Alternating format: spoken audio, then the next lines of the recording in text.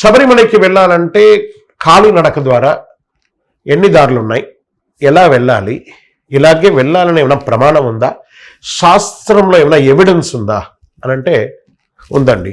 సాక్షాత్ శబరిమల శ్రీ ధర్మశాస్త్ర అయ్యప్ప స్వామి వారే ఎరిమేలి నుండి వనయాత్రను స్టార్ట్ చేసి మగిషి అనే రాక్షసిని సంహరించి పేరూరుతోడు, కాళికట్టి ఆశ్రమం, ఇంచిపారకోట, అழுதா నది, అழுதா ஏற்றம், கல் இடும் குன்று, இஞ்சிப்பாரக்கோட்டா, கரிமலை ஏற்றம், கரியலாந்தோடு, கரிமலை இறக்கம், பெரியான வட்டம், சிறியான வட்டம், பம்பா, అప్పాచిమేడు, ఇప్పాచిమేడు, నీలిమల ఏట్రం, శబరిపీఠం, శరణ్ కుత్తి సన్నిధానం అని ఒక రూట్ అనేది ఉందన్నమాట.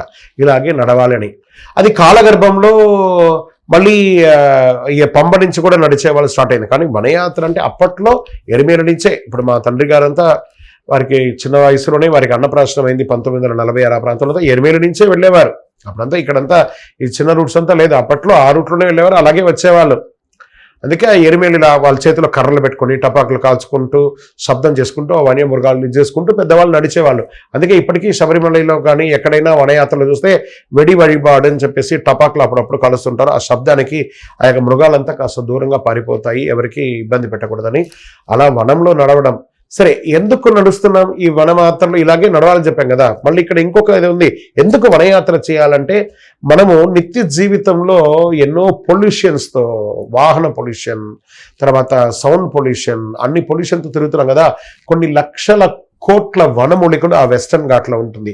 అక్కడ నడుస్తూ ఉండగా శ్వాస నిశ్వాస ద్వారా మన శరీరంలో ఉన్నటువంటి దుర్గంధపూరితమైనటువంటి ఆ యొక్క నీరంతా కూడాను చెమట రూపంలో బయటకు వచ్చి ఆ లోపల ఆక్సిజన్గా వెళ్ళి ఆ యొక్క వాల్వ్ సిస్టమ్ అంతా చక్కబడి ఆరోగ్యవంతులుగా ఉంటాం. కాబట్టి వనయాత్ర చేయాలన్నారు. ఎరిమేల నుంచి సన్నిధానం వరకు చేయాలి. ఇది వరకు డిసెంబర్ 31 నుంచి 14వ తారీఖు వరకు ఉండేది. ఇప్పుడు గత సంవత్సరం నుండి నవంబర్ 16 నుండి జనవరి 15 వరకు వనయాత్ర పెట్టారు. కాబట్టి వనయాత్ర చేయండి, రోడ్డు యాత్ర చేయకండి. శరణమయ్యప్ప. 2 పూట్ల స్థిరస్థానం, శీతల స్నానం చేయాలంటే చేయాలి కదండి. ఉష్ణైన శీతలం. కాబట్టి ఆ 2 పూటల స్నానం చేయడం వల్ల శరీరంలో ఉన్నటువంటి ఉష్ణం అంతా దిగి ఆరోగ్యవంతులు అవుతాం. కాబట్టి 2 పూటల చన్నీటి స్నానం శిరస్సు మీద నుంచి స్నానం చేయాలి. శరణమయ్యప్ప.